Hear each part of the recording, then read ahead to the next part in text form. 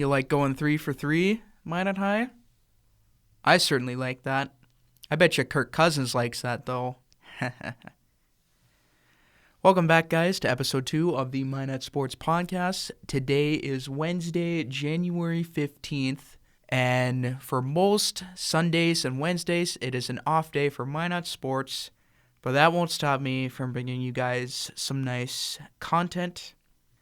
And I did episode 4 of Final Thoughts last night on Minot High Boys Basketball. I gave you the final score on that one. But if you missed that one, I will still report on it again. It ended up being a 90-77 victory for your Minot High Magicians. Certainly a tight physical matchup between Minot High and Turtle Mountain. Crucial victory for Minot High in that one, especially winding down, getting closer to WDA regionals and then state tourney. I did not report on the other events last night, so I will get to that now. With Minot High Jets basketball, they were over in Belcourt. They took that one 94-58 over the same Turtle Mountain Braves. Got a few records to report on. That was the single game scoring record for the Jets team at 94. And then Avery Lundy, an 8th grader. Let me say that again. She's an 8th grader. She is the brand new record holder with 8 3-pointers in last night's game. That is pretty darn good. She's got a bright future ahead for sure. Then in Williston, we had Minot High Boys Hockey. They took that one 3-1. Not convincingly, but still pretty close in that one.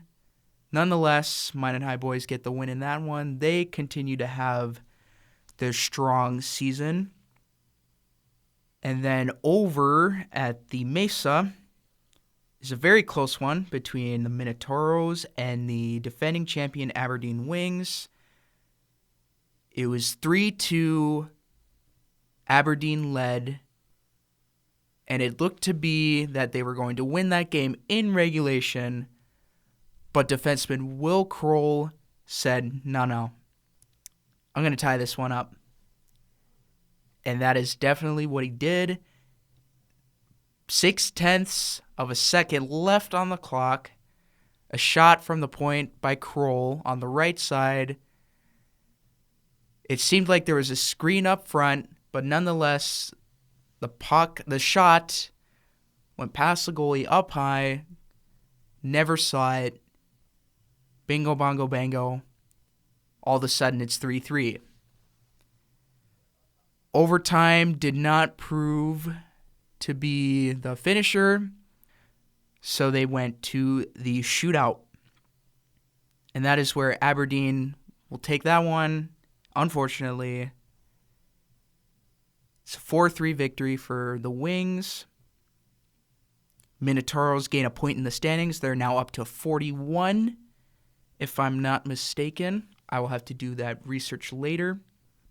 Although I did cover a little bit of the Toros game on my final thoughts last night, I'll just say it again. It was a little bit controversial. I was in one of the corners of the arena, and there were plenty, I shouldn't say plenty, but there were definitely a few questionable missed calls. Of course, the refs did not call them. The fans were angry, and honestly, I shouldn't complain. We kind of got to keep it semi-professional here, ladies and gentlemen. But I could understand why the fans were upset. Few players were pulled down, held onto, or high-sticked, whatnot. Boy, that was just very physical. Just like Minot High Boys basketball, this one was also pretty physical, especially against when the defending champs are in town. Doesn't seem surprising. Going back to Minot High Boys basketball for a second here. Jackson Gunville, man, that guy can shoot. Wonderful job by him. One thing that I did not mention in my final thoughts that I think I will admit I kind of overlooked in last night's Minot High boys basketball game was that Turtle Mountain, they got some shooters. Like, just like Jackson, they were making quite a bit of threes just everywhere. Like, you name this guy, he can shoot a three. You name the other guy, he can shoot a three. You got the guy from the paint, he can just move out to the 3-point line and just take one, and he'd probably make it. They were pretty darn good at doing that for sure. Another guy that I should mention as well, great supporter of the podcast, Tucker Olson, made 5 3-pointers. Wow. He had 4, but the 5th one was 3 straight free throws. Every bucket matters, and that's why Minot High does a good job of spreading the ball, getting that depth scoring too is key for the boys basketball. Moving back over to Majet's basketball, definitely some good memories made last night. And if they keep playing like this for the rest of the year, oh boy, they might be a threat in the West. But time will tell for sure. One thing that is certain, they looked really nice last night. Hopefully, let's hope they can keep that up. And then transitioning over to the Toros, every point matters. I believe I mentioned this already in my last podcast, but every point matters. This is a tight division. To get 1 against the defending champs, I mean, it's half of 2 points. You know, every regulation win, you get 2 points. Any loss past regulation, you get 1. It's common rules of hockey. But 1 against the defending champs is something, but in this tight of a division, like I said, every point matters, and Toros are going to need a lot of it to even just be sitting comfortable in the division. 4th place right now, sitting right ahead of the Minnesota Magicians and the St. Cloud Blizzard. Blizzard, they still might be those bottom feeders by the end of the season, but again, I mentioned before, you never know what Minnesota could do. And of course, you got the teams ahead of Minot, so every point matters, especially with every game being against a divisional opponent. As seen on the Instagram story already, the 3 stars of the game, very deserving, all 3 guys, AJ Ruskowski, Kyler Clevin, and Will Kroll.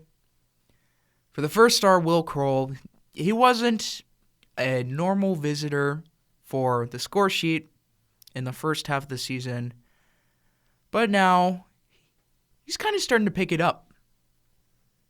You know, his shot from the point, that was a nice shot, by the way.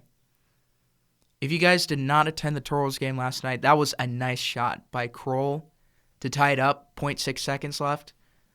Of course, granted, the goalie might have not seen it through his screen, but it was a very nice shot. If he keeps that up, you know, his development is going to go very nicely, very smoothly in the coming games and in the near future. Kyler Clevin, that's nice to see that he's still scoring. He's still hopping around the score sheet, which is definitely a positive sign to see. And then AJ Ruskowski, of course, he did everything he could to keep the Toros in this one. Just a nice shot by Riley Murphy in the shootout, and that is basically it for that one. And with that, ladies and gentlemen, those are the finishing touches of this second episode. I want to thank you guys for tuning in, listening. This was definitely a much longer episode, but I guess a personal goal, if I were to set one for myself, I want to get these episodes longer, hopefully up to 20 minutes. Didn't quite make it today, but it will come in hopefully the near future. But again, thank you guys for tuning in. See y'all next time, and take care.